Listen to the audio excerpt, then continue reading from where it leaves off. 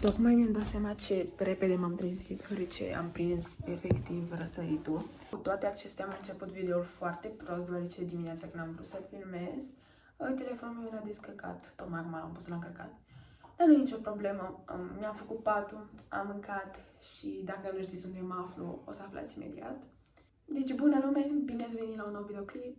Astăzi o să facem un vlog în Grecia, deoarece sunt în vacanță. Bine, n-am stat mereu aici, am fost și în Albania, însă acolo am stat mai puțin. Cred că soarele a răsărit cam pe la ora 7, acum este ora 8, dacă nu mă înșel. Camera mea nu e cine știe ce minunăție, e pur și simplu un pat, niște șifoniere și acest birou. Iar priveliștea nu este foarte wow. O să vă arăt și celelalte camere, pentru că sunt într-o vilă. Avem și piscină, avem living, două băi. Pentru că nu sunt doar eu cu familia mea, mai sunt și verișorii mei. Așa că trebuie să vă spun din nou, dacă se aude gălăgie, nu e vina mea, ei sunt, așa că... Acum o să facem turul vilei. Aceasta este o cameră. Ar veni să vă mai arăt ultima, deoarece pe a mea, cred că ați văzut-o deja. Sunt cam la fel. Iar aceasta este a treia cameră, cam același lucru. Aceasta este prima baie. Drăguță. Iar aceasta este a doua baie. Mult mai mică decât prima. Ce îmi place cel mai mult este că pot oricând să ies din camera mea. De fapt, din toate cele trei camere, deoarece toate au această ușă pe care pur și simplu o deschizi așa și ieși afară. Și asta vom face acum, deoarece nu v-am prezentat încă balconul. De aici am venit eu, iar aici este balconul. Are evident vedere către mare, o masă și un fel de balansoar.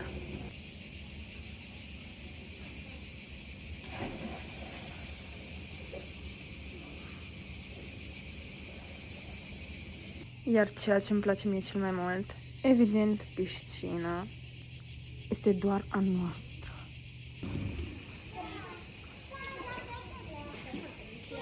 Iar lângă piscină este un mic spațiu, tot așa să stai, cel mai probabil.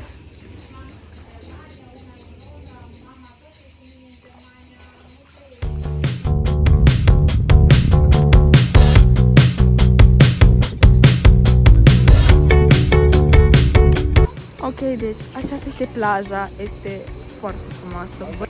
Vă recomand din sufletul meu să veniți aici, doar uitați-vă ce nisip alb o să avem.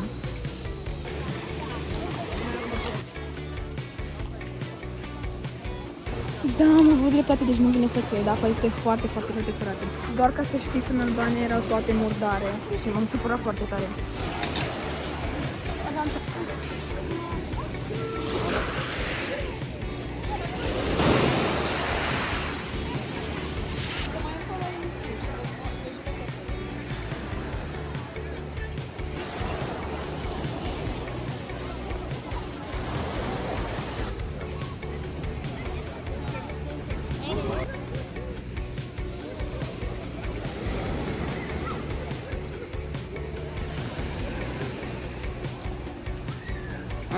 Mare plaja. Da, cred că o să continui să mă uit la pietre, deoarece vreau să fac colecții de pietre. Doar că vreau să fie niște pietre unice, evident. Exact ca această piatră, sub formă de inimă. Nu este chiar o inimă, dar este pe acolo.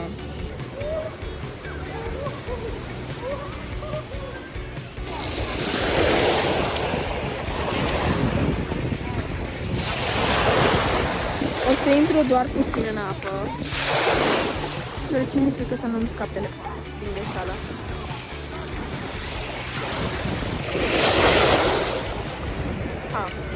Deci, cam așa arată marea. În jumătate de oră o să plecăm,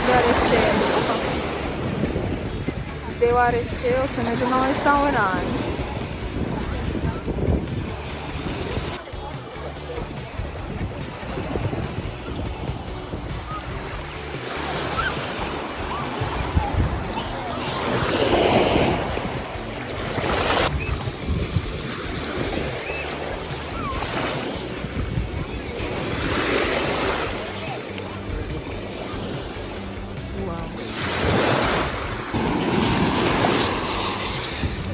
Valurile sunt destul de mari astăzi, sincer.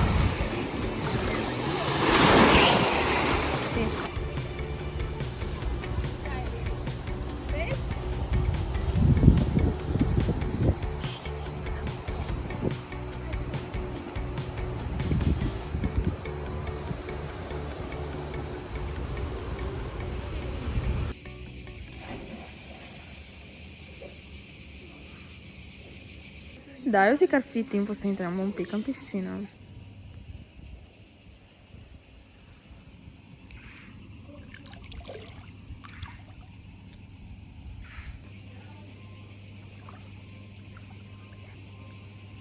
Mă așteptam să fie mai rece, sincer, însă e foarte bună.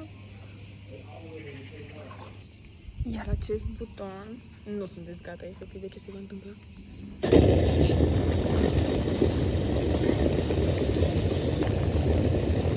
Da.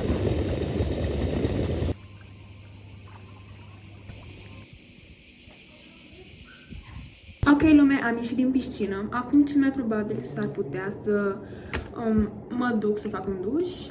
Iar după, cred că o să mâncăm ceva.